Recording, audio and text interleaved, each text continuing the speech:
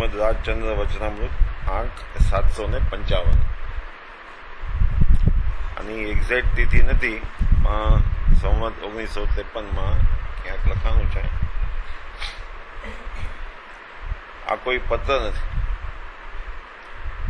કોઈના ઉપર લખેલો પત્ર નથી, પણ જોઈ શકાય છે કે ઘણો મોટો છે. ઓલમોસ્ટ 4 પાના. અને જો આ આખો કોઈ વાંચ્યો હોય તો જણાય કે એક પ્રકારના લેખ અથવા તો એક પ્રકારના ગ્રંથ જેવો લખ્યો છે. અમુક વાતને શરૂઆત કરી અને પછી એક તત્વજ્ઞાનની વાત ઉપર લઈ જાય છે. આગળ જતા જોશું આપણે આ પત્રમ.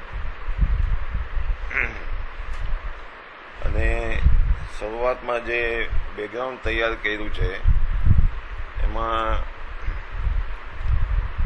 એક એક વાક્ય સમજવા જેવા છે, આપણને વૈરાગ્ય ઉત્પન્ન કરે એવા છે. શારીરિક, માનસિક અનંત પ્રકારના દુઃખોએ આકુલ વ્યાકુલ જીવોને તે દુઃખોથી છૂટવાનો બહુ પ્રકારે ઈચ્છા છતાં તેમાંથી તે મુક્ત થઈ શકતા નથી.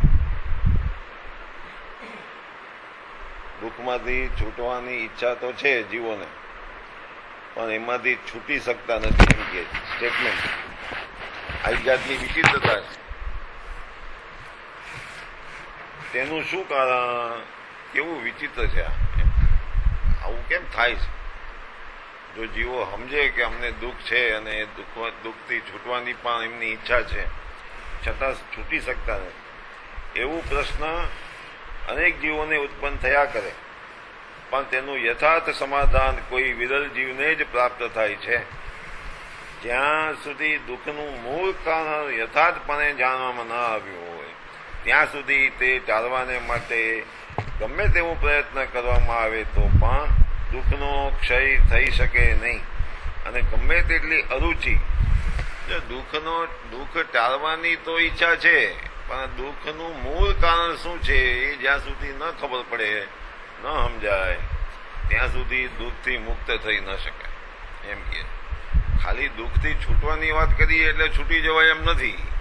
એ દુઃખ શેના લીધે થયું છે ઉત્પન્ન એ જાણવું બહુ યથાર્થપણે જાણવામાં ન આવ્યું. એમ કે એનું કારણ, એનું મૂળ કારણ શું છે? અને ગમે તેટલી અરુચિ, અપ્રિયતા અને અભાવ તે દુઃખ પ્રત્યે હોય છતાં એને અનુભવ્યા જ કરવું પડે. દુઃખ પ્રત્યે અરુચિ હોય, દુઃખ ગમે નહીં એટલે દુઃખ વયું જાય એમ નથી. ગમે તેટલી અરુચિ હોય છતાં ન વયું જાય તો વયું કેવી રીતે જાય?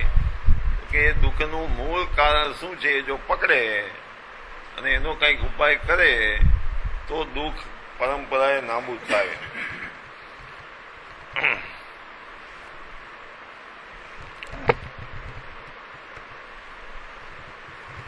તો એ દુઃખને અનુભવ્યા જ કરવું પડે. અવાસ્તવિક ઉપાયથી તે દુઃખ મટાડવાનો પ્રયત્ન કરવામાં આવે અને તે પ્રયત્ન ન સહન થઈ શકે એટલા પરિશ્રમપૂર્વક કર્યું હોય છતાં તે દુઃખ ન મટવાથી દુઃખ મટાડવા ઈચ્છતા મુમુક્ષુને અત્યંત વ્યામોહ થઈ આવે છે અથવા થયા કરે છે. કે આનું શું કારણ?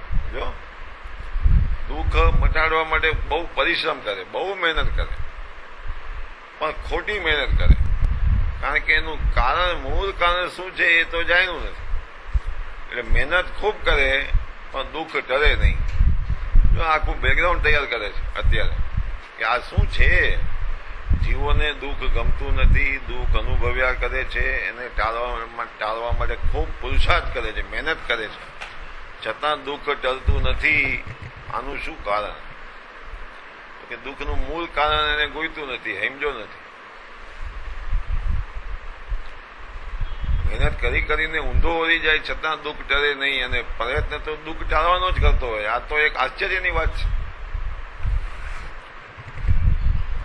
આ દુઃખ ટળતું કેમ નથી? કોઈ પણ પ્રકારે મારે તે દુઃખની પ્રાપ્તિ ઈચ્છિત નહીં છતાં, સ્વપ્ને પણ તેના પ્રત્યે કંઈ પણ વૃત્તિ નહીં છતાં તેની પ્રાપ્તિ થયા કરે છે, એટલે કે દુઃખની પ્રાપ્તિ થયા કરે છે, જોતું નથી તો બી. અને હું જે પ્રયત્નો કરું છું તે બધા નિષ્ફળ જઈ દુઃખ અનુભવ્યા જ કરું છું. એનું શું કારણ? દુઃખ ટાળવાને માટે ખૂબ પ્રયત્ન કરે છે, છતાં એમ કહે છે કે દુઃખ ચાલુ જ રહે છે. એનું શું કારણ? કારણ કે દુઃખનું સ્વરૂપ સમજાણું નથી અને એનું ઓપોઝિટ જે સુખ, દુઃખ ટાળીને સુખ લેવું છે ને, પાછું એકલું દુઃખ ટાળવું એમ નથી. એની અંદર ગર્ભમાં શું રહેલું છે કે દુઃખ ટળે અને સુખ મળે. એ બેયનું સ્વરૂપ નથી સમજાણું અને એટલે ખોટા ઉપાય કરે. આપણને કોઈ બીમારી આવી હોય અને બીમારીનો જો બરાબર યોગ્ય ઉપાય કરીએ તો જ બીમારી ટળે, અન્યથા જે ખોટા ઉપાયો કરીએ તો બીમારી કાં તો બીમારી ટળે નહીં અને કાં તો ટળે તો ટેમ્પરરી ટળે. ટેમ્પરરી, પરમનન્ટ નો ટળે. આપણે ખાય છે ને પેઇન કિલર, પગના સાંધા દુખે તો પેઇન કિલર ખાવું એ એનો ઉપાય છે? એ કાંઈ એનો ઉપાય નથી. તો ટેમ્પરરી તમને રાહત આપે, ટેમ્પરરી પેઇન ન થાય પણ વળી પાછું થાય. એવી રીતે ગમે તેટલી ધર્મક્રિયાઓ કરીએ પણ જો એની પાછળનું રહસ્ય ન સમજીએ, એ કરવા પાછળનું રહસ્ય ન સમજીએ, કારણ ન સમજીએ તો શું થાય? ટેમ્પરરી રિલીફ મળે. ટેમ્પરરી રિલીફ મળે એટલે શું મળે? તો કે સંસારના સુખ મળે. અહીંયા હોય તો અહીંયા મળે અને બહુ હોય તો સ્વર્ગમાં જાય. તો ટેમ્પરરીલી સ્વર્ગમાં સુખ ભોગવી આવે. પણ સ્વર્ગનું સુખ તો ટેમ્પરરી છે ને, એ પતી જાય ટાઈમ એટલે વળી પાછો દુઃખી ન દુઃખી. તો પરમનન્ટ સોલ્યુશન શું એનું? પેઇન કિલર ખાવાથી શું થાય? એમ અહીંયા આખા પેરેગ્રાફની અંદર કૃપાલુદેવે દુઃખનું મૂળ કારણ શું એના તરફ આપણું લક્ષ્ય દોર્યું છે. ભાઈ ધર્મ શું કામ કરવો? કઈ જરૂર કરી? આપણને તો એમ લાગે છે કે સંસાર પુણ્યનો ઉદય છે તો સંસારમાં સુખ છે, તો એ બધું છોડીને તમે અમને ધર્મ કરવાનું કહો છો. ખાવા પીવાના જલસા છે, અમને પૈસા અઢળક છે, કોઈ તકલીફ નથી ખાવા પીવાની વસ્તુઓની લઈ આવવાની, તો તમે એને બંધ કરાવો છો. તો તમે અમને દુઃખી કરવા માંગો છો કે સુખી કરવા માંગો છો? હા, એ તો વાત કે અત્યારે તને પુણ્યનો ઉદય છે એટલે દુઃખની ખબર નથી પડતી, પણ જેવો પુણ્યનો સ્ટોક પૂરો થશે અને પછી જે દુઃખ આવશે એની અમને ચિંતા છે. એટલે અમે તને કહી છીએ કે ધર્મના રસ્તે ચડ. હવે એ ધર્મ શું, ધર્મનો રસ્તો શું, સુખ શું, મોક્ષ શું, મોક્ષ માર્ગ શું, અને આ દુઃખ શું, દુઃખનો ઉપાય શું, એ બધું સમજવું પડે તારે, તો એમાંથી છૂટાય.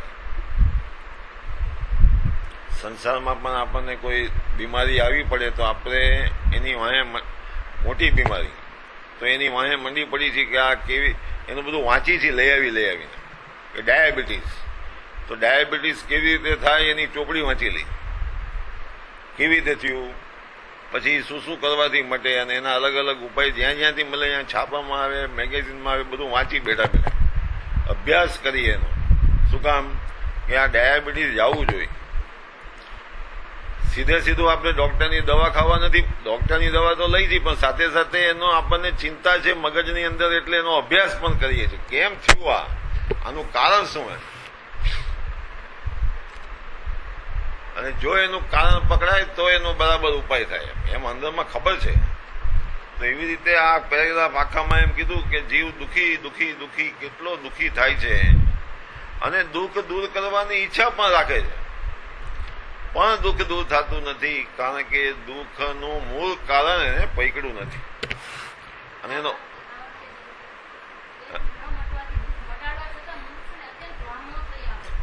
હા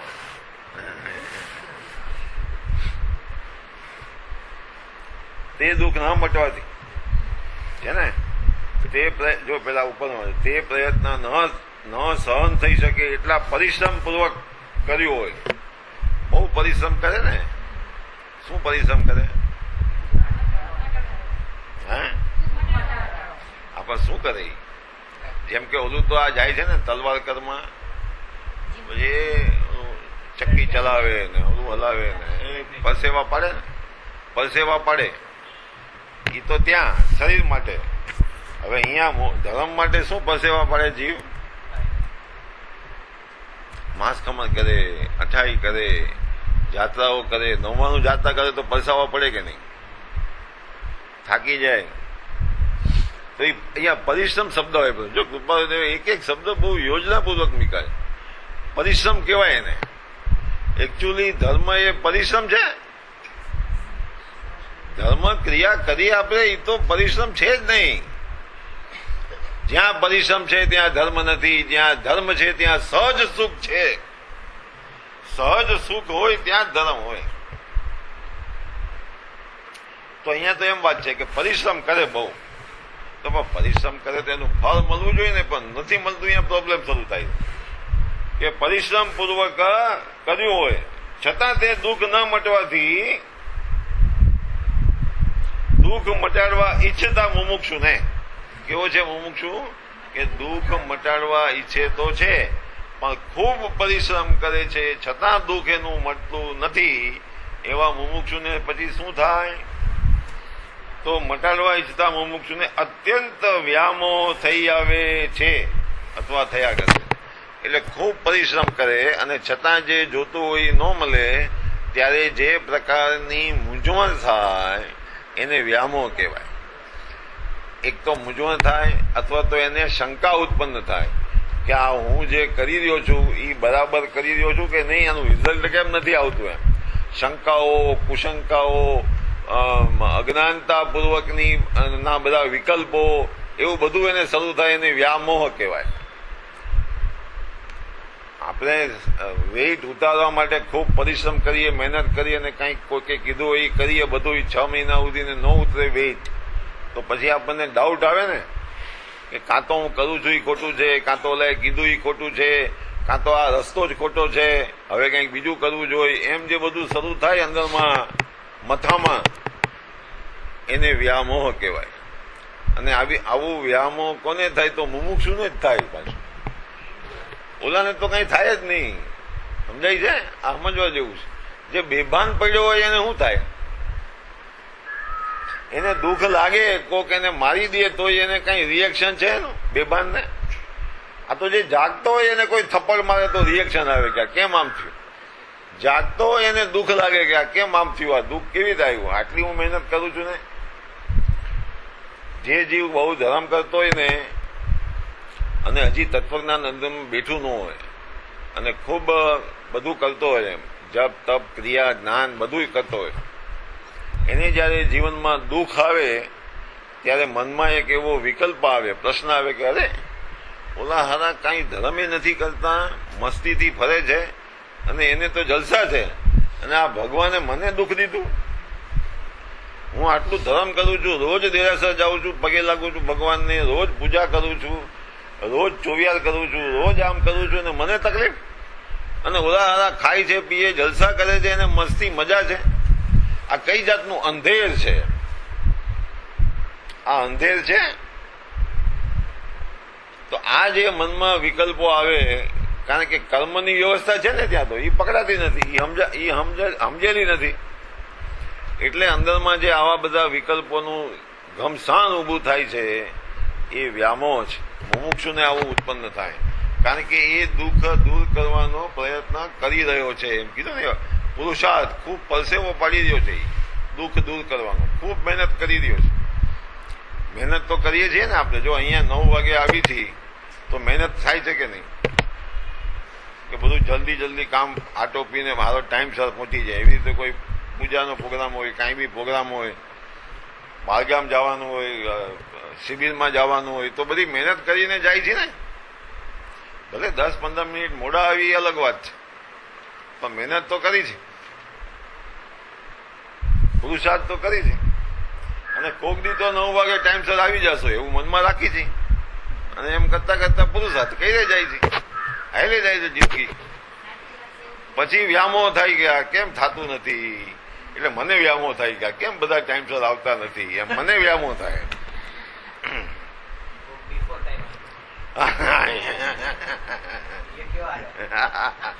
એમાં વ્યામો થાય ગયા ક્યાંથી આવી ગયા.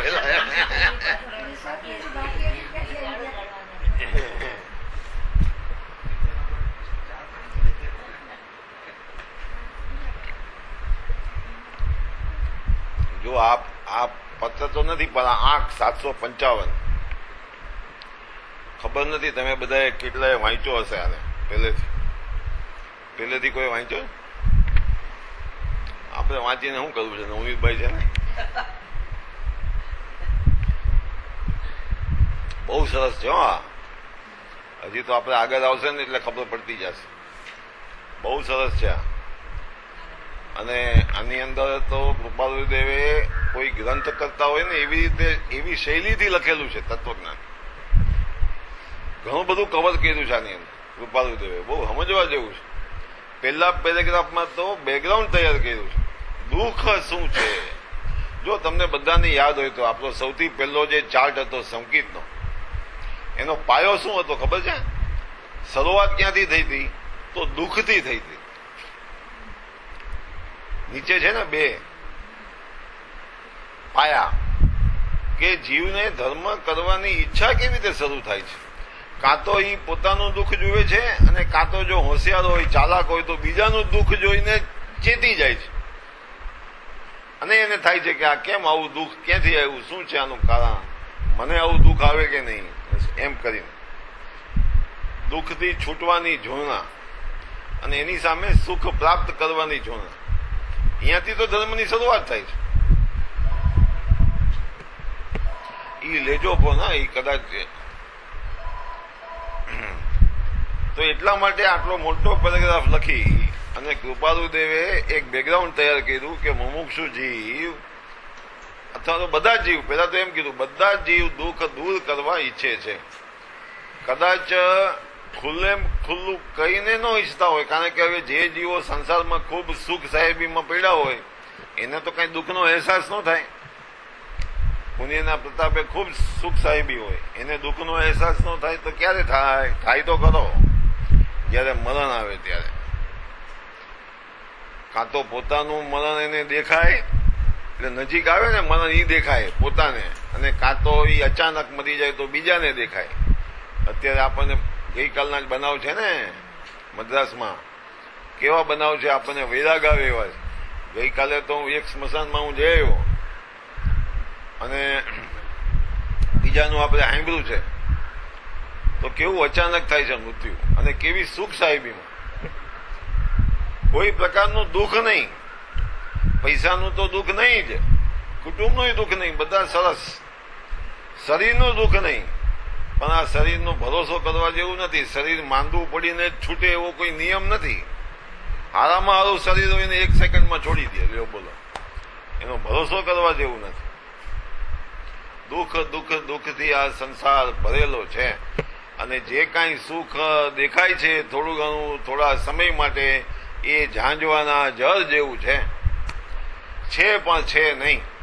એમ સંત પુરુષો ઠોકીને કહે છે, જો આપણે જાગી જાય તો. પણ આપણે કુંભકર્ણની ઊંઘમાં પડ્યા છે, કારણ કે આપણને સુખ છે. હમણાં જો જરાક દુઃખ આવે ને તો આપણી પ્રવૃત્તિ બદલાઈ જાય. ઘરમાં દુઃખ આવે, શરીરમાં દુઃખ આવે, પૈસામાં દુઃખ આવે તો જે આ 10-15 મિનિટ મોડા આવી છે ને એ ટાઈમસર આવતા થઈ જાય, ફરી જાય, અંદરની પણિયાથી ફરી જાય, વૈરાગ આવે. અરે મારે ઘરે બેસીને શું કરવું છે, હાલો 10 મિનિટ ટાઈમસર જાવું, એવો વિચાર આવે. આ તો દ્રષ્ટાંત અહીંયાનું તાજું છે એટલે કહું છું. પણ જે કઈ સંસારના આપણા કાર્યો હોય ને એ પછી ફીકા લાગે. વૈરાગ કોને કહેવાય? એ પછી ફીકા લાગે, મજા ના આવે એની અંદર. આપણા ઘરમાંથી 1 જણ ઓછો થઈ જાય ને, આપણા કુટુંબમાંથી ઘરમાંથી 1 જણ, દીકરો હોય કે દીકરી હોય કે વહુ હોય કે મા હોય કે બાપ હોય, 1 જણ ઓછો થઈ જાય ને તો જોઈ તો જુઓ, તમને ખીચડી ખાવી ભાવે નહીં. પણ પેટને સંતોષવા ખાવી પડે, પણાને ખાય. ઉદાસીનતા પ્રગટે એમાંથી, દુઃખમાંથી. વૈરાગ આવે, એમ થાય કે હવે બધું નકામું છે, શું કરવું છે હવે? આ પૈસા ભેગા કરીને શું કરવું છે? ક્યાં લઈ જવા છે? કેટલા પૈસા જોઈ છે આ જિંદગી પૂરી કરવા માટે? એવા બધા વિચારો પછી આવવા માંડે. પછી ધીમે ધીમે એ ઓછા થતા જાય, એ અલગ વાત છે. એ તો 15 દી થાય ને 25 દી થાય પછી આ સંસારમાં તો એમ જ હાલે બધે. એમ પોતાની જાતને છેતરવા માંડે. બધા પાછા એવા મળી જાય ને એને કે હવે ક્યાં સુધી મોઢું આવું ચડાવીને બેસો તમે, હવે જરાક હાલો બહાર જાય. જરાક બધા લોકો એને સંસારમાં ખેંચવાની ટ્રાય કરે. ઓલાને માંડ એક તો વૈરાગ આવ્યો હોય. એટલે કૃપાલુદેવે કીધું કે કુટુંબીજનો બધા તારા દુશ્મન છે. સૌથી મોટામાં મોટા દુશ્મન તારા આ દુનિયામાં કોઈ હોય તો એ તારા કુટુંબીજનો છે, એટલે તારા મિત્રો છે. કેમ તો કે તને સંસારમાં પાછો લઈ જાય. વૈરાગ થોડોક ઉભો થયો, એ સ્મશાન વૈરાગ કરી નાખે એ લોકો ભેગા થાય. એ તો એમ જ હોય. હવે બધાનું એમ જ થાય છે, તું મોટો કયો ધર્મિષ્ઠ થઈને આવ્યો ને એવું બધું ઘણું ઘણું કયો. આ સંસાર આવો છે. સંસાર સંપૂર્ણપણે દુઃખથી ભરેલો છે. અહીંયા તો કૃપાલુદેવ કહે છે કે આવું દુઃખ જીવ અનુભવે છે, એનેથી છૂટવાનો ઉપાય પણ કરે છે, પણ બધા ખોટા ઉપાય કરે છે. અને મુમુક્ષુ જીવ જયારે આટલો જબરજસ્ત પુરુષાર્થ કરે છે દુઃખમાંથી છૂટવાનો અને છૂટતો નથી, તો એને મૂંઝવણ થાય છે.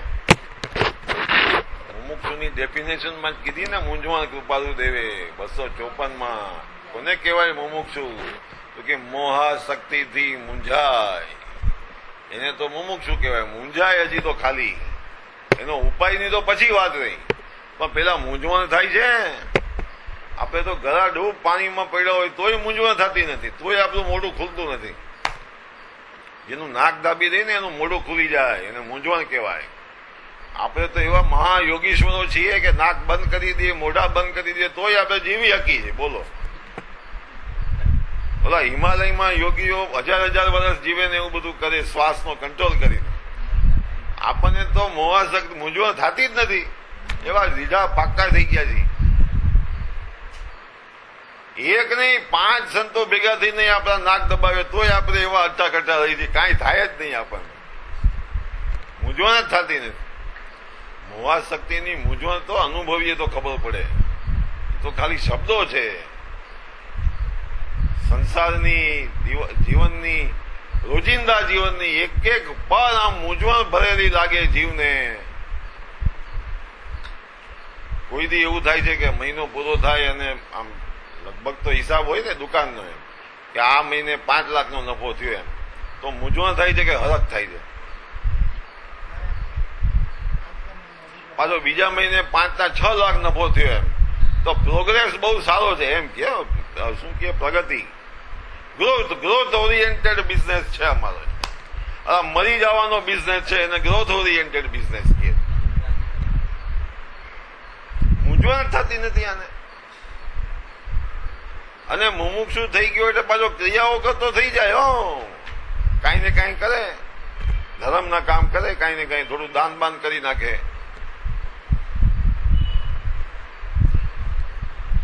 મુમુક્ષુ ત્યાં તો મુમુક્ષુ થાય એની ઉપાધિ વધવી જોઈએ. ધર્મ ચિંતાની ઉપાધિ કે આ હું શું કરી રહ્યો છું અને આ કયા રસ્તે જઈ રહ્યો છું અને મારે રિઝલ્ટ શું જોઈ છે આની અંદરથી, એવી મૂંઝવણ આપણને થવી જોઈએ. શું એ દુઃખ કોઈને મળતું જ નહીં હોય? હા, કેવો સવાલ કરે. જો હવે લાઈન કૃપાલુદેવ આપણને રસ્તે ચડાવે છે, વિચારના રસ્તે, એક પછી એક દુઃખની વાત કરીને. હવે કહે છે કે શું આ દુઃખ મટે એવું નથી? જો દુઃખ એવું હોય કે મટે જ નહીં, દુનિયામાં કોઈને ન મળતું હોય. જો ભાઈ એક જમાનામાં એવું હતું ને કે જેને ટીબી થાય ને એમ ખબર પડે, ડાક્ટર એમ કે ટીબી છે તો બધા સમજી જાય, તો પોતે સમજી જાય કે મરી ગયા. કારણ કે એની દવા જ નહોતી ને, નો રેમેડી, મરી જ જવાનું છે. તો આ દુઃખ એવું છે સંસારનું કે કઈ થાય જ નહીં, એનો ઉપાય આપણે ભવભ્રમણ કરતા જ રહેવાના, એમ સવાલ કરે છે કૃપાલુદેવ. કે એમ નથી. ડાક્ટરો એવા બેઠા છે સંત પુરુષો કે તને એ ભવ બ્રહ્મના દુઃખમાંથી કાઢી શકે, આ દુઃખ ટળી શકે એવું છે. ટળી શકે એવું ન હોય તો પછી શું કરવું? આપણે હેલ્પલેસ થઈ જાય. આ જગતને શું એ દુઃખ કોઈને મળતું જ નહીં હોય? દુઃખી થવું એ જ જીવનો સ્વભાવ હશે. દુઃખી થવું એ જીવનો. જો આ કેવા વિકલ્પો આવે છે, આવા સવાલો આપણને મગજમાં ઉઠવા જોઈએ. આપણને દુઃખ હોય તો આ દુઃખનું ક્યાંક યાદ આવે ને, દુઃખ જ નથી આપણને તો. શું આપણે તો ડાયાબિટીસ થયો હોય ને રોજની દવાની ઇન્જેક્શન લેતા હોય તો આપણો શું વિકલ્પ હોય કે હવે એવી શોધ ક્યારે થશે કે આ દવા ખાવી ન પડે ને ઇન્જેક્શન ખાવું ન પડે ને ડાયાબિટીસ મટી જાય? આપણા વિકલ્પ એવા હોય. મતલબ શું થયો કે એ જે ક્ષણિક દુઃખ છે એને જ ટાળવાનો પુરુષાર્થ આપણો ચાલે છે, એના જ વિકલ્પો આપણા ચાલે છે. આપણું અટેન્શન ડાયાબિટીસ ઉપર છે, આપણું અટેન્શન આ ભવ બ્રહ્માંડ ઉપર નથી. આ લોકલ પ્રોબ્લેમ ઉપર અટકી ગયું છે આપણું અટેન્શન. કોઈ એક જગત કરતા ઈશ્વર હશે તેને આમ જ કરવું યોગ્ય ગણ્યું હશે. આ બોલો, હવે ઈશ્વરને લીધો વચ્ચે કે સારું કર્યું કોને? આવું બધું બખડ જંતર ઉભું કોને કર્યું છે? આવું બધું ઈશ્વરે કર્યું હશે. આ થયું કેવી રીતે? એવું એને યોગ્ય ગણ્યું હશે. શું ભવિતવ્યતાને આધીન એ વાત હશે?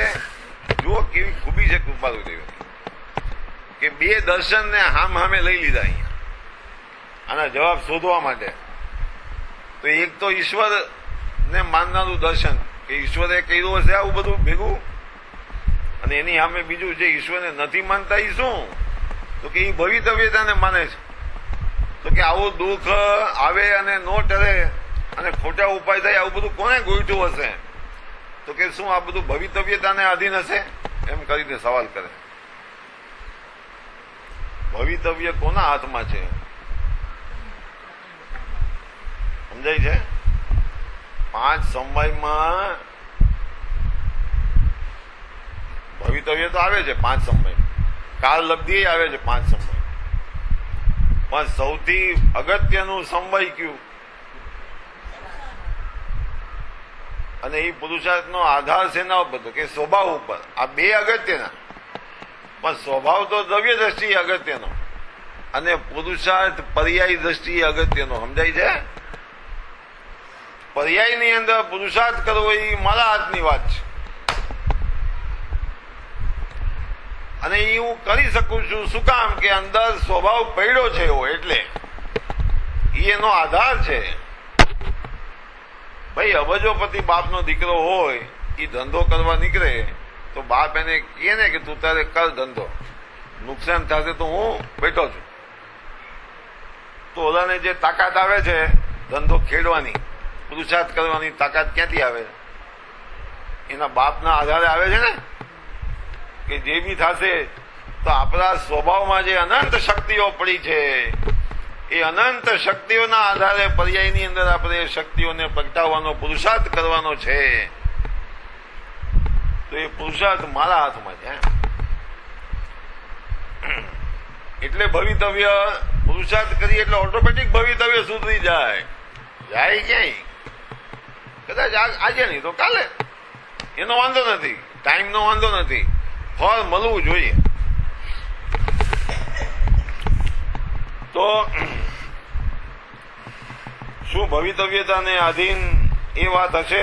અથવા કોઈક મારા કરેલા આગલા અપરાધોનું ફળ હશે? કર્મવાદ આવ્યો ને અહીંયા.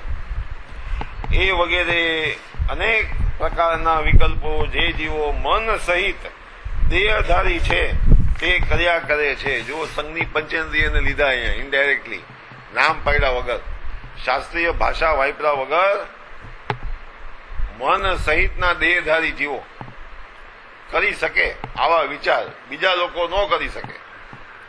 મન સહિતના દેહધારી જીવો તે આવા વિકલ્પો કરે છે. એટલે આનો અર્થ શું થયો? કે આપણને જો દુઃખ તો બધા જીવોને પડે છે, મનધારી હોય કે ન હોય.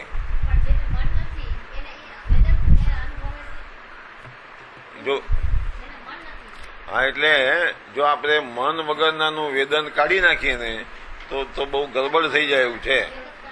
હા, એટલે વેદક માટે વેદના માટે મનની જરૂર નથી, પણ મન હોય ત્યારે વેદના વધારે પ્રકાશિત થાય છે. મન હોય ત્યારે શું થાય છે? વેદના પ્રકાશિત થાય છે. કેવી રીતે? કે એક તો પોતાને એના અનુભવની ખબર પડે છે.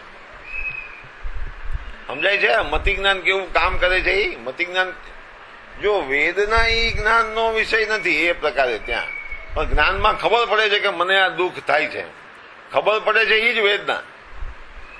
અને એને પ્રકાશિત બી કરે છે. રાડું પાડે માણસ હોય તો મને માથું દુખે છે, માથું દુખે છે, બધા ઉપાય કરે લોકો. ભાઈ ગાય બળદને માથું દુખતું હશે કે નહીં? હે, એને માથું દુખે, એ બહુ તો બોકા પાડે પણ બોલી ન શકે. પણ હજી સંજ્ઞની પંચેન્દ્રિય છે એટલે રાડું પાડે તો ઓલો એનો જે માલિક હોય ને એ કંઈક સમજે કે આને દર્દ થાય છે તો દવા કરે. ડાક્ટર હોય છે ને પશુના. પણ જે સંજ્ઞની પંચેન્દ્રિય ન હોય, ખાલી પંચેન્દ્રિય હોય અથવા ચૌરેન્દ્રિય હોય, આ બધી ગિલોડી વાંદા બધા હોય, એને તમે પકડો ને મારો ત્યારે એને દુઃખ થતું હશે કે નહીં? સમજાય છે? પણ એ કહી ન શકે, પ્રકાશિત ન કરી શકે, પણ એને વેદના થાય છે. અને દુઃખની અનંત વેદના જ્યાં પડેલી છે કે જ્યાં ફક્ત અક્ષરનો નાનકડો ભાગ જ પ્રકાશિત છે, અને તેમ છતાં અનંત દુઃખ જ્યાં થઈ રહ્યું છે, ભોગવાઈ રહ્યું છે, એવી નિગોદ એની અંદર જીવ આખા વિશ્વમાં જ્યાં બીજે ક્યાંય દુઃખ નથી એવું દુઃખ ભોગવે છે. નરક કરતા પણ વધારે દુઃખ ભોગવે છે નિગોદની અંદર, પણ એ બાપડો કોઈને કહી શકતો નથી. અને સુષુપ્ત દશાની અંદર એ દુઃખને ભોગવે છે. પણ અનંત દુઃખ છે એમ જ્ઞાની ભગવંતોએ કીધું છે. વિતરાગ સર્વજ્ઞ જિનેશ્વરોએ એમના જ્ઞાનમાં દીઠું છે અને કીધું છે. એ સાંભળીને વાંચીને આપણને દુઃખનો પરિચય થવો જોઈએ. જે આ પેલા પેરેગ્રાફમાં કૃપાલુદેવે કીધું, દુઃખ છે શું અને કેવું હોય. તો આ બધા દુઃખ તો કાંઈ નથી નિગોદના દુઃખની સરખામણીમાં. અનંત દુઃખ છે ત્યાં, પણ એ દુઃખનો વિચાર નથી કરી શકતો. ત્યાં એ જીવ જયારે એ રખડતો સંજ્ઞની પંચેન્દ્રિય થાય છે, અને જો એનું ભવિતવ્ય પાક્યું હોય છે, જો ત્યાં ભવિતવ્ય લેવું, કોઈ પણ કારણ વગર જીવનો પોતાનો પુરુષાર્થ જાગે તો એને કેવું ભવિતવ્ય.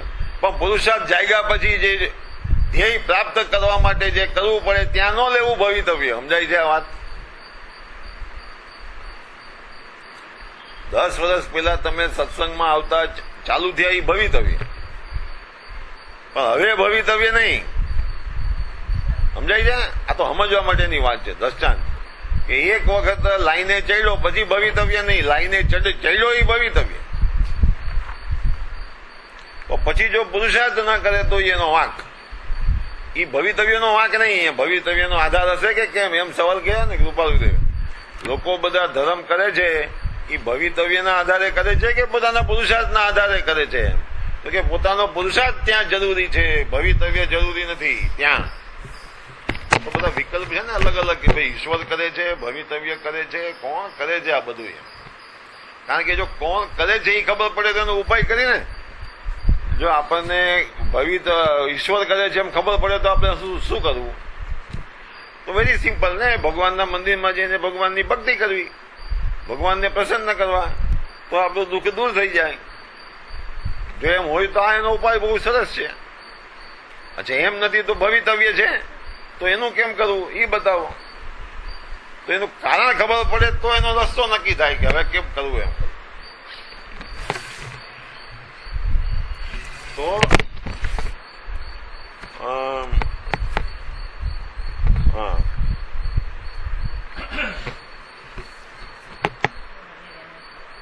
એ વગેરે અનેક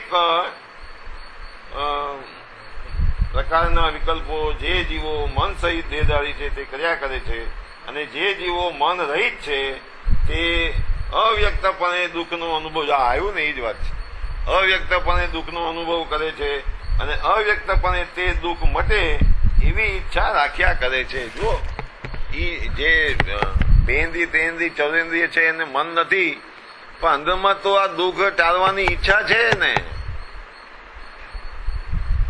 બેંદી તેંદી જીવે જયારે ભય જુએ છે ત્યારે ભાગે છે કે નહીં? કેમ ભાગે છે? કે એ દુઃખથી બચવાની ઈચ્છા છે એટલે એ ભાગે છે. ભલે હાચે ખોટે રસ્તે એ પછીની વાત છે, પણ પોતાની જાતને બચાવવા માટે તો ખૂબ પ્રયત્ન કરે છે. એ જુએ છે કે હવે દુઃખ આવી રહ્યું છે. બેંદી તેંદી ચૌદીમાં કોકને આંખ જેમ એક એક ઇન્દ્રિયો ઘટતી જાય ને, આંખ ન હોય તો એ ભયને અનુભવ કરે છે કે નહીં જીવ, અને ભાગે છે ભયથી. પંચેન્દ્રિય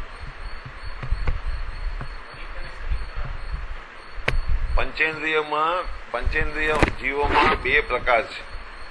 એટલે આપણે જે મનુષ્ય છીએ એ બધા મન સહિતના પંચેન્દ્રિય છે, પણ અમુક પ્રકારના એવા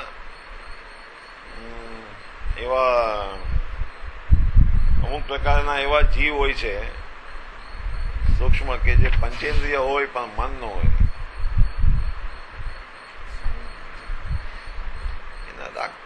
આ છે ને સમૂલછીમ જીવ કહેવાય એને. પણ સમૂલછીમ જીવમાં પણ પ્રકાર છે. સમૂલછીમ જીવમાં બી પ્રકાર છે. આપણે આ બરખા કાઢે ની અંદર ઉત્પન્ન થાય સમૂલછીમ જીવ, વીર્યની અંદર ઉત્પન્ન થાય સમૂલછીમ જીવ. પણ એની અંદર એ બે ભાગ પડે છે. એ જે સમૂલછીમ જીવો છે એ પંચેન્દ્રિય છે, પણ એમાંય મન સહિત ને મન રહિત એમ બે ભાગ પડે છે. અમુક પ્રકારમાં જે ઉત્પન્ન થાય એ સંઘની પંચેન્દ્રિય છે, બહુ સૂક્ષ્મ છે છતાં સંઘની પંચેન્દ્રિય છે. અને અમુક પ્રકારમાં સંજ્ઞા નથી એને પણ પંચેન્દ્રિય છે. એવા જીવો ઉત્પન્ન થાય છે સૂક્ષ્મ. આ જગતને વિશે પ્રાણી માત્રનો વ્યક્ત અથવા અવ્યક્ત, આ ઈ પહેલા વાંચો ચાલો.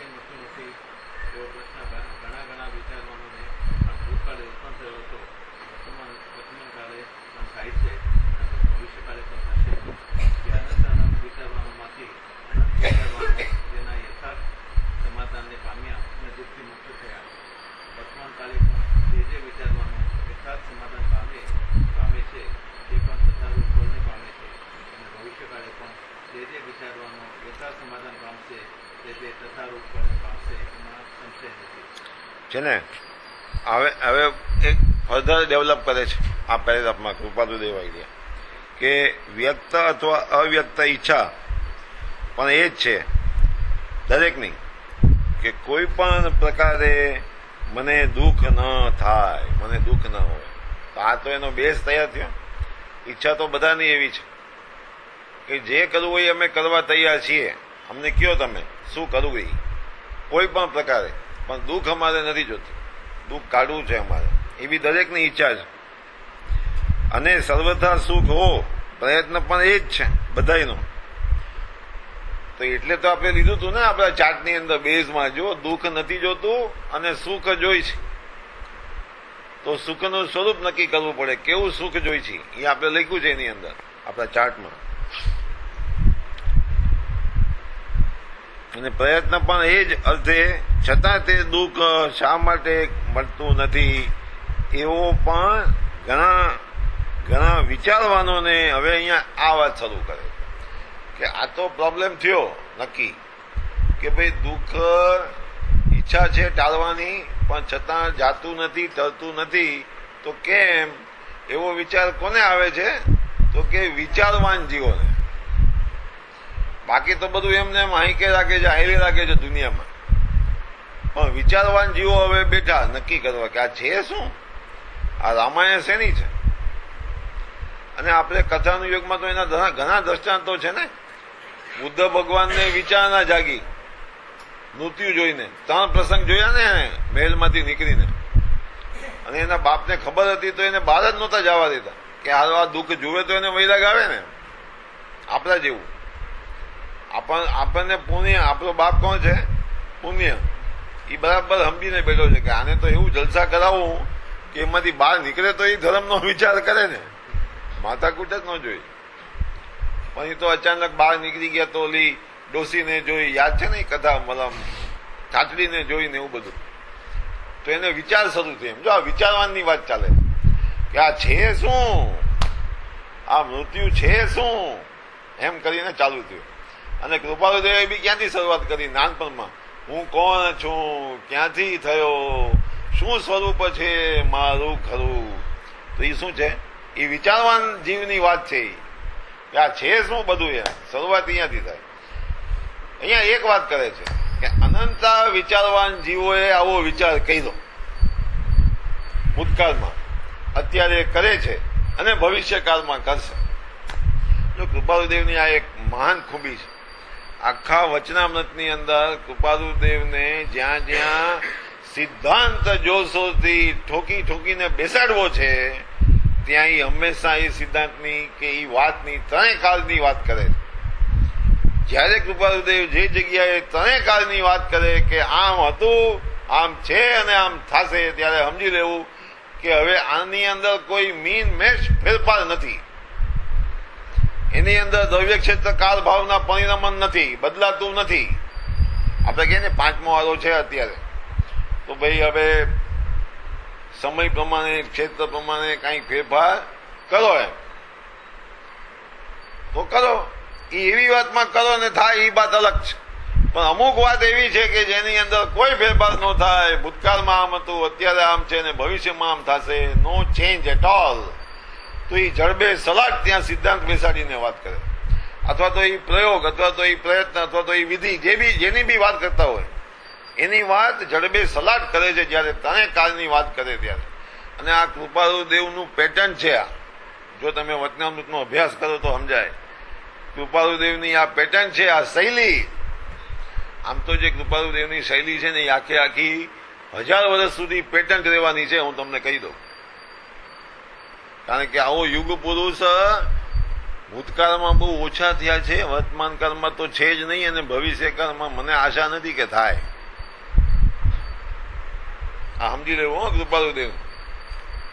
કારણ કે બધું ભેગું થયું હતું એમાં. એમ 5 સમય તો સોલિડ ભેગા થયા હતા. અહીંયા એક કાળ લબ્ધિ આપણા પક્ષમાં હતી, કાળ લબ્ધિ એની વિરુદ્ધ હતી અને આપણા પક્ષમાં હતી, તો અહીંયા આવ્યા. બાકી એના કર્મનો ઉદય, એનો ભૂતકાળનો પુરુષાર્થ, એનું બધું ભૂતકાળનું જ્ઞાન, એ બધું એવું ભેગું થયું હતું અત્યારે. અને કર્મના ઉદયમાં સરસ્વતી આવે. સરસ્વતી એમને એમ ન આવે, એ કર્મનો પુણ્યનો ઉદય જોઈએ. કોઈ સંત મોટો હોય પણ એને સાંભળવા વાળું કોઈ ન હોય, અને એ ખૂણામાં બેઠો હોય. કેમ? તો કે એને જ્ઞાન ઓછું છે એટલે નહીં, પણ એનું પુણ્ય ઓછું છે બિચારાનું. શું કરે એમાં? અને એને એની કાંઈ પડી નથી. જો ખરો સંત હોય તો, જો ગરબડ વાળો હોય તો માર્કેટિંગ શરૂ કરે પાછું.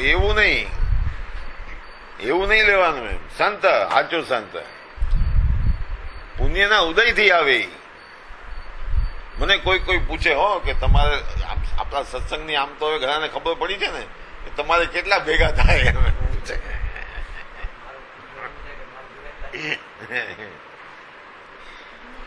હવે આમ જરાક ફિગર હરખો હોય તો મને સારું લાગે કે નહીં?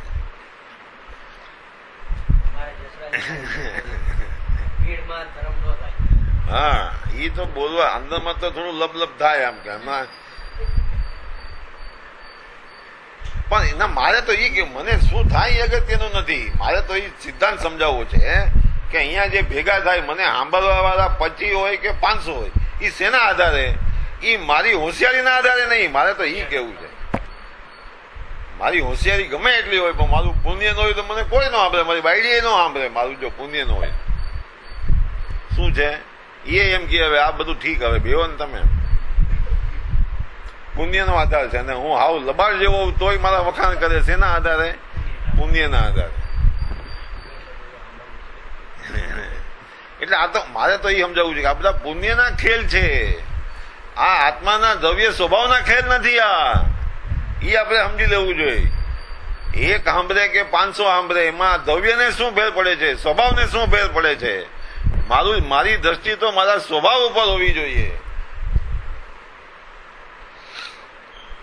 મને જયારે કેવળ જ્ઞાન થશે ત્યારે મને અનંત સિદ્ધ ભગવાન તો મારા જ્ઞાનમાં દેખાશે કે નહીં? તો મારા જ્ઞાનની શક્તિ કઈ ઓછી છે?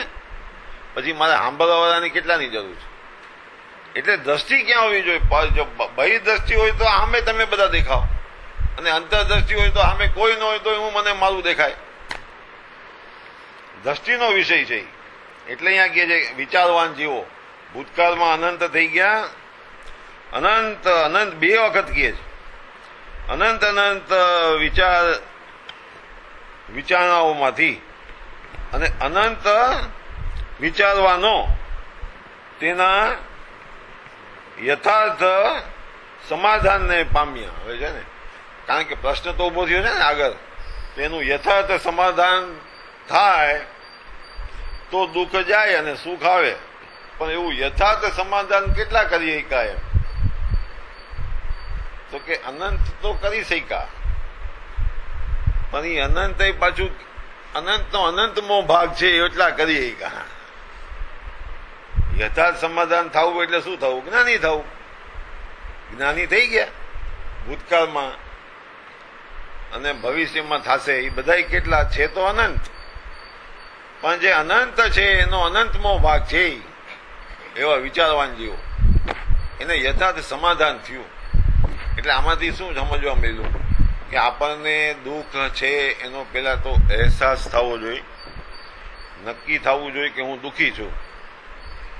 કદાચ એમાં એમ થાય કે અત્યારે હું દુઃખી નથી, પુણ્યના આધારે અત્યારે હું દુઃખી નથી, પણ એમ તો અહેસાસ થવો જોઈએ ને કે હું અથવા તો મારું જીવન એટલે આ ભવનું જીવન એમ નહીં, ટોટલ જીવન. જો નિગોદની બહાર અને મોક્ષમાં ન જઈએ ત્યાં સુધી એ શું છે? જીવન છે આપણું. આ ભવનું જીવન છે એમ નહીં. જ્યાં સુધી આ ચતુર્ગતિમાં ફરીએ છીએ તો એ આખે આખું આપણું જીવન છે. આપણું જીવન કેદી બંધ થશે? તો કે મોક્ષમાં જશું તેથી બંધ થશે. અને ઓલા નિગોદની વાત તો કરતા નથી. કેમ કે ત્યાં કઈ ઉપાય નથી. તો આ જીવન દરમિયાન મને શું થવું જોઈએ? તો કે એક તો પેલા દુઃખનો અહેસાસ થવો જોઈએ. એટલે અત્યારે હું કદાચ સુખી હોઉં તો પણ મારું આખું આ જે સમગ્ર જીવન છે એ દુઃખથી ભરેલું છે એવો અહેસાસ થવો જોઈએ, એવું મનમાં નક્કી થવું જોઈએ. તો પછી આ કેમ છે એમ સવાલ ઉભો થાય. અને આ કેમ છે એમ જે સવાલ ઉભો થાય એમાંથી બીજો સવાલ ઉભો થાય કે આ દુઃખ કેવી રીતે ટળે અને કેવી રીતે ખરેખર ટળે. કારણ કે ખોટો પુરુષાર્થ કરી અને પરસેવા પાડી અને ન ટળે એમ નહીં. ખરેખર કેવી રીતે આ દુઃખ ટળે એની જે વિચારણા જાગે અને પછી એમાંથી જો યથાર્થ સમાધાન થાય તો દુઃખ ટળે.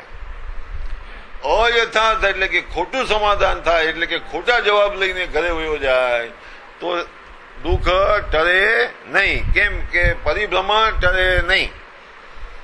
એટલે યથાર્થ સમાધાન શબ્દ ઇન્વર્ટેડ કોમામાં મૂકવા જેવો છે. કારણ કે આ જગતની અંદર જે જીવો દુઃખથી ટળવા ઈચ્છે છે અને સુખને પ્રાપ્ત કરવા ઈચ્છે છે એવા અસંખ્યાત શબ્દ જાણી જોઈને વાપરું છું. અનંત શબ્દ વાપરતા મને ડર લાગે છે. એવા જીવો ખોટે રસ્તે એટલે કે અયથાર્થ સમાધાનની અંદર પડેલા છે. સમજાય છે? આ કૃપાલદેવના શબ્દમાં કેટલો ગુઢાર્થ રહેલો છે કે જે દુઃખને સમજી ગયા છે, એને ટાળવાનું સમજી ગયા છે, એને ટાળવા માટે પુરુષાર્થ કરવા ઈચ્છે છે એવા જીવો, બીજા તો નહીં, સંસારી નહીં. આવા જીવો પણ હવે ક્યાં અટકે છે? તો કે અયથાર્થ સમાધાને ચડી ગયા છે. તો શું થાય રિઝલ્ટ? કે અયથાર્થ સમાધાનને ચડી જવાના હિસાબે એના પ્રયત્ન પણ અયથાર્થ થાય અને એ કદાચ ટેમ્પરરી સુખ આપી અને એ રિઝલ્ટ આપીને વયા જાય. એ પ્રયત્ન, એ પુરુષાર્થ ક્ષણિક સુખ આપી અને પાછા વયા જાય. કારણ કે એનો બેઝ ક્યાં હતો? તો કે અયથાર્થ સમાધાનમાં હતો. એટલે અને આની જ બધી વાત ચાલશે આગળ. આ બહુ મસ્ત છે આ 755. યથાર્થ સમાધાન બહુ અગત્યનું છે. હજી તો જો કઈ કરવાની વાત શરૂ થઈ જ નથી. સમજાય છે? હજી કઈ કરવાની વાત શરૂ થઈ નથી. પણ યથાર્થપણે શું કરવું એના તરફ કૃપાળુદેવ આપણને લઈ જાય છે ધીમે ધીમે આંગળી ખેંચી ખેંચીને. એક એક સ્ટેપ, એક એક પેરેગ્રાફમાં એક એક સ્ટેપ છે. તો સમાધાન પામ્યા અને દુઃખથી મુક્ત થયા. જો યથાર્થ સમાધાન પામ્યા એટલે દુઃખથી મુક્ત થયા. જો યથાર્થ સમાધાન પામ્યા ન હોત, એટલે કે યથાર્થ માર્ગ પામ્યા ન હોત, તો દુઃખથી મુક્ત થયા ન હોત. વર્તમાન કાળે પણ જે જે વિચારવાનો યથાર્થ સમાધાન પામે છે તે પણ તથારૂપ ફળને પામે છે. જુઓ, આપણી વાત છે, વર્તમાન કાળની વાત છે. હવે વર્તમાન કાળે આપણે જો યથાર્થ સમાધાન કરીને આગળ વધીએ તો પછી આ ફળને પામીએ, તો આ બધું દુઃખ ટરે અને સુખ પામીએ. વર્તમાન કાળના જીવો પણ જો યથાર્થ સમાધાને ચડે તો જ આ થઈ શકે. તે પણ તથારૂપ ફળને પામે છે એમ ગેરંટી આપી ને અહીંયા. જો યથાર્થ સમાધાને ચડે તો એના એ પ્રમાણે એનું ફળ પામે. અને ભવિષ્યકાળે પણ જે જે ભાઈ તમારે ભવિષ્યકાળની હું વાત કરવી ન, આપણે કૃપાળુને કહીએ કે ને કે ભૂતકાળનું તમે કીધું એ સમજ્યા, તમે વર્તમાનકાળની અમારા માટે વાત કરીએ એમ સમજ્યા. હવે ભવિષ્યકાળને મૂકો ને, એ તો જે જીવનનું જે થવું હશે એ થશે. પણ અહીંયા તો કૃપાળુદેવ આમાં ઓલું આવે છે ને કે લોક કરી દે જાય તો આખો માર્ગ લોક કરી દે છે. આમ કે ભવિષ્યકાળે પણ આમ જ થશે. ભાઈ અત્યારે આમ થાય છે ને ભૂતકાળમાં આમ થયું હતું, પણ ભવિષ્યકાળમાં કોઈક નવો તીર્થંકર આવીને કંઈક એમાં ફેરફાર કરી શકે કે નહીં? યથાર્થ સમાધાનનું જે કોન્સેપ્ટ છે, એનું જે તત્વજ્ઞાન છે, એની જે વિચારણા છે, એમાં કાંઈ કામ ફેરફાર થઈ શકે કે નહીં? દુઃખને ટાળવાના અને સુખ પ્રાપ્ત કરવાના ઉપાયમાં કાંઈક ફેરફાર કરીએ તો શું વાંધો એમ? કે ભવિષ્યમાં આમ થવાનું નથી. અચ્છા, કેટલા ભવિષ્યમાં નહીં થાય? કેટલા આલા સુધી આમ ફેરફાર નહીં થાય? અરે કેટલા આલા સુધી હું અનંતી 24 આવશે ભવિષ્યમાં. એ દરમિયાન આ જ માર્ગ છે, બીજો કોઈ માર્ગ નથી સુખને પ્રાપ્ત કરવાનો. જો હવે દુઃખને ટાળવા ઉપરથી આપણે સુખ પ્રાપ્ત કરવા ઉપર આવ્યા. સુખ પ્રાપ્ત કરવાનો માર્ગ આ જ છે. શું? યથાર્થ સમાધાન. એ શું યથાર્થ સમાધાન એ પછી વાત આવશે. પણ યથાર્થ સમાધાન જો થાય આનું, તો જ દુઃખ ટરે અને સુખ પ્રાપ્ત થાય. અને ભવિષ્યમાં આમ જ થવાનું છે. એટલે કે અયથાર્થપણે અથવા તો અયથાર્થ તત્વજ્ઞાનપણે અથવા તો અયથાર્થપણે વસ્તુનું સ્વરૂપ સમજીને અથવા તો અયથાર્થ ક્રિયાઓ કરીને અથવા તો અયથાર્થ માર્ગે ચડીને મોક્ષ પ્રાપ્ત થાય એવું ભવિષ્યમાં પણ થશે નહીં. ભવિષ્યમાં જેને થશે એને બી આમ જ થશે. અને ભવિષ્યકાળે પણ જે જે વિચારવાનો યથાર્થ સમાધાન પામશે. જો યથાર્થ સમાધાન કૃપાળુદેવે કેટલી વાર લખ્યું છે અહીંયા, કેટલું વજન છે એના ઉપર. તે તથારૂપ ફળને પામશે. એમાં જો કેવા રબસ્ટેમ મારે છે, તો જો એમાં સંશય નથી. ભાઈ તમે ક્યાં સર્વજ્ઞ છો તે ભૂત ભવિષ્યની વાતો કરો છો? તમે કેવું રીતે છો નહીં, અને તમે સંશય વગરની ભવિષ્યની વાત કરો છો. જો આ સમજવા જેવું છે. પણ આ તો સિદ્ધાંતનો વિશ્વાસ છે ને, અંદર ઉતરેલું છે તત્વજ્ઞાન. અંદર ઉતરેલું તત્વજ્ઞાન અત્યારે બહાર નીકળી રહ્યું છે વાણીની અંદર. અને એ હજી હવે આવશે. જે રીતે આ લખાઈ રહ્યું છે એ રીતે મોટું એસ્ટાબ્લિશમેન્ટ કરવા બેઠા હોય એવી રીતે લખી રહ્યા છે. આમ છે. આ તો પછી અપૂર્ણ રહી ગયું છે. હજી તો આવશે. એટલે આ તો મસ્તી છે આની અંદર. આગળ આ પત્રનો સ્વાધ્યાય છોડવા જેવો નથી હો, એ તમને કહી દઉં. અને મેં આના ઉપર બહુ સ્વાધ્યાય સાંભળ્યા નથી, ખબર નહીં કેમ. અને આ સ્વાધ્યાય ઉપર તમને એમ લાગશે કે આ છોડવા જેવું તો નહોતું જ, પણ 10 મિનિટે છોડવા જેવું નહોતું એવું લાગશે તમને. આગળ એવી વાતો આવે છે આની અંદર. સંશય વગરનું તત્વજ્ઞાન છે અહીંયા કૃપાળુદેવના મોઢેથી નીકળેલું. અને એ આપણને બધા આ એકની અંદર આખું જાણે આમ આવી જતું હોય ને, બહુ અજબ ગજબનું છે. ઇનફેક્ટ આ કેટલામું વર્ષ ચાલે છે? કૃપાળુદેવની દશા તો જુઓ, જબરજસ્ત છે દશા અત્યારે હાલી રહી છે કૃપાળુદેવની. કલ્પના કરો આપણી સામે કૃપાળુદેવ બેઠા હોય અને આમ બોલી રહ્યા હોય, અને એ જેવો તેવો જ્ઞાની, જો જ્ઞાની એટલે બધા જ્ઞાની એમ હમનો સમજી લેવા હરેક હરખા એમ. આ જ્ઞાની ને ખાલી જ્ઞાની નહીં, આ યુગ પુરુષ હતો ઈ, અને બધું એમાં ભેગું થયું હતું એવી રીતે કે આપણને ફાયદો થાય. આવું મળે નહીં ક્યારેય તમને. મારી દ્રષ્ટિએ તો આવું તત્વજ્ઞાન બે જગ્યાએ મળે. એક ભગવાનના સમોસન અને એક આવો કોઈક યુગ પુરુષ પેદા થાય ને ત્યારે. આ વચનામૃત છે એ તો અજબ ગજબ છે. શાસ્ત્ર લખવા બેસે ને કોઈ તો અમુક એને લેવી પડે, અમુક પક્ષ લેવો પડે. વ્યવહાર નહીં કે નિશ્ચય નહીં કે મુનિ ચારિત્ર કે શ્રાવક ચારિત્ર કે કોઈ સબ્જેક્ટ લઈને શાસ્ત્ર લખે, અને then it is connected with that subject only. આ તો છે ને જબરજસ્ત છે. આખો દરિયો આની અંદર કૃપાળુદેવે મૂકી દીધો, અને આ લખવા બેઠા છે એવી રીતે પણ અધૂરું રહી ગયું છે. નહીં તો હજી મોટો ગ્રંથ લખાય ને એ સ્ટાઇલથી લખવાનું ચાલુ કર્યું. આવતું જશે એક પછી એક આની અંદર. બહુ સરસ છે. સુખદામયનંત સંત ચહી દિન રાત રહે તદ ધ્યાન પર શાંતિ